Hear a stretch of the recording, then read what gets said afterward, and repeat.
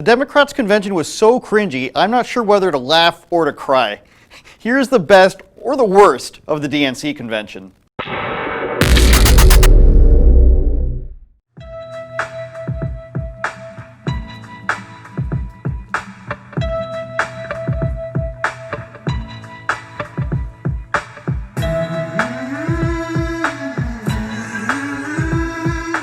First of all, he's wearing a cape, I'm pretty sure. The guitarist looks like he doesn't even want to be there, it seems like. Now, we've got the Lakers kneeling in the background. We've got baseball players. Oh my God, millionaires are protesting. Way to go, you guys. I don't really get it. Children holding signs, pretty much promoting child protesting. All these Black Lives Matter signs, it's a lot to take in, and that's the thing. This is all pretend land. This is what we're watching here. The DNC is pretend land. We've reached peak cringe. Democrats actually think they're fighting for human rights and equality and some sort of social injustice, but this is what happens when Instagram is your political compass. Now, that's actually the end of what happened on the first night. Here's how they started the second night. Try not to pass out while you watch this. It's pretty bad.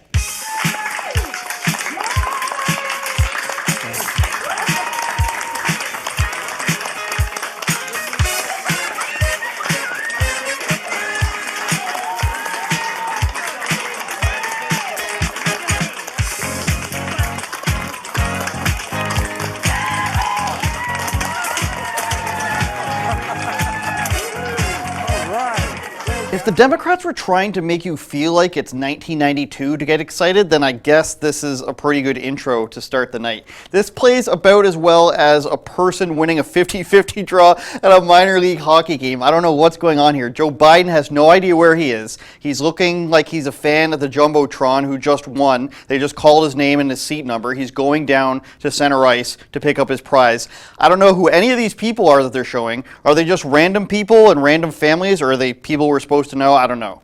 You know, Biden looks about as confused here as he did when those kids sang Backstreet Boys songs to him earlier this year. Do you remember that?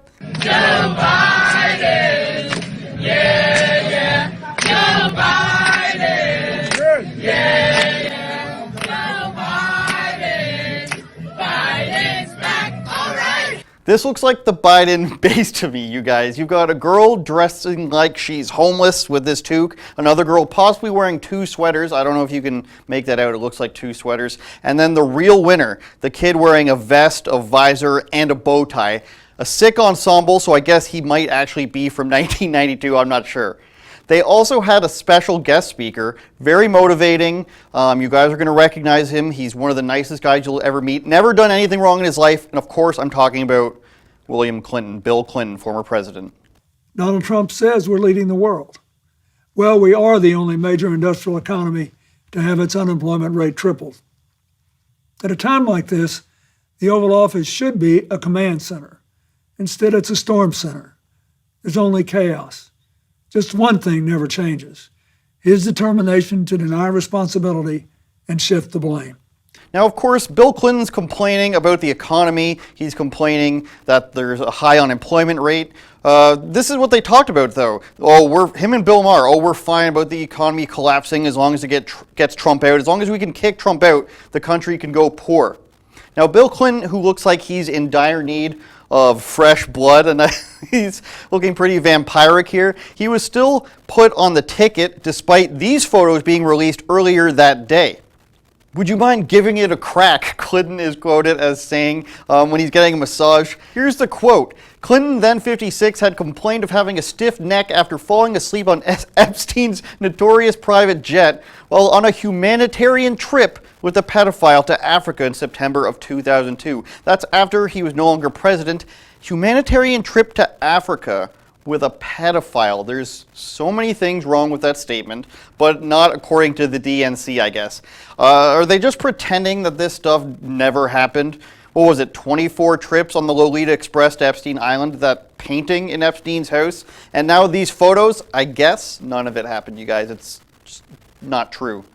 And if you thought you were going to get away from the squad in the DNC convention, if you thought you were going to get away with not seeing AOC, if she wasn't going to get in on the Cringe Fest, you better think again. You better believe AOC had a lot to say. Bienvenidos, and thank you to everyone here today endeavoring towards a better, more just future for our country and our world.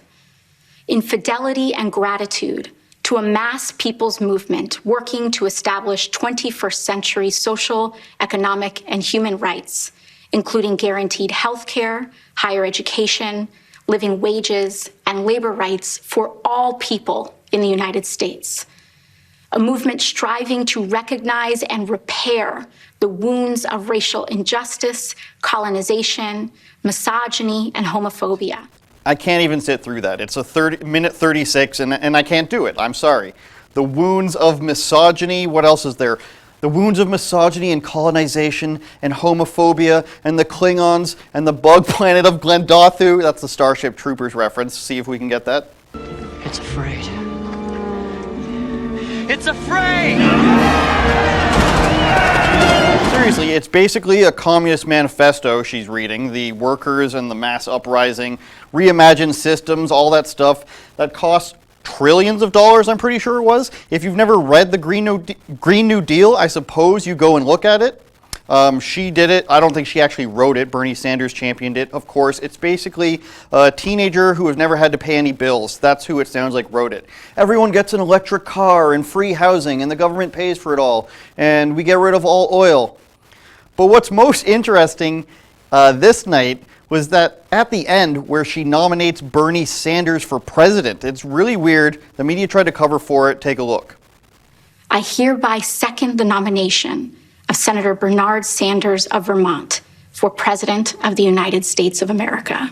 Now, the mainstream media went into overdrive the next day to make sure people knew that this was just a formality that they do at every DNC convention for every candidate for president.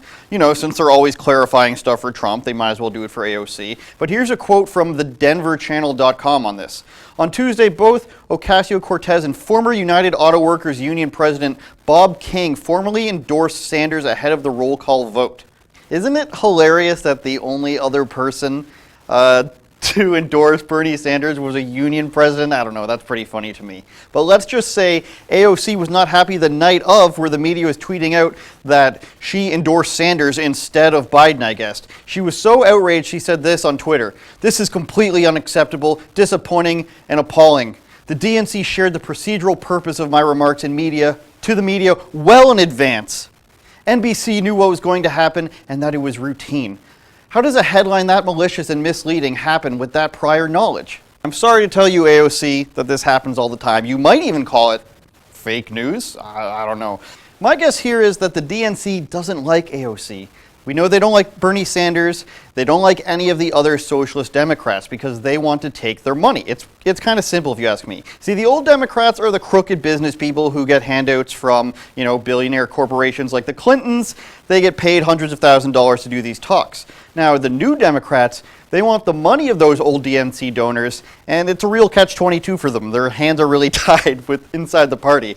Will the DNC break apart if they lose this election to Donald Trump again? I don't exactly know the answer if they'll break into new Democrats and old Democrats, but I can assure you that whether it's Joe Biden being confused or AOC dancing on a rooftop, it's going to be Cringe Fest 2024.